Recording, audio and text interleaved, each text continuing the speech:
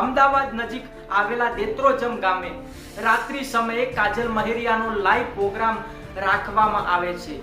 હજારો લોકોની જનમેદની વચ્ચે કાજલ મહેરિયાના ગીતોના તાલે લોકો ઝઝૂમી રહ્યા હોય છે।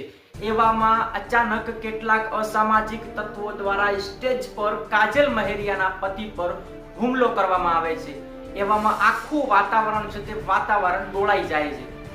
લોકોએ વાતચીત કરતા જણાવ્યું હતું કે જે આ હુમલાખોરો એટલા બેફામ હતા કે તેમને પોલીસનો કોઈ ડર જ નહોતો અને પાર્કમાં જે પડેલી ગાડીઓને ભારે તોડફોડ કરવામાં આવી હતી અને આ સમગ્ર વિડીયો સોશિયલ મીડિયામાં વાયરલ થાય છે ત્યારે આખા ગુજરાતમાં ચકચાર મચી જાય છે।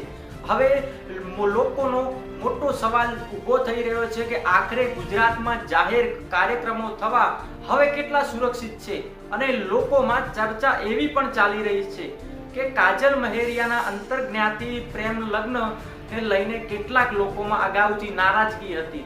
તો કાજલ મહેરિયાના એક જે પ્રેમ લગ્નને પોતાની મરજીથી અલ્પેશ ઠાકોર સાથે કર્યા હતા, તો પછી આ હુમલો અંતરજ્ઞાતિ પ્રેમ લગ્નના વિવાદને લઈને તો નથી થયો ને?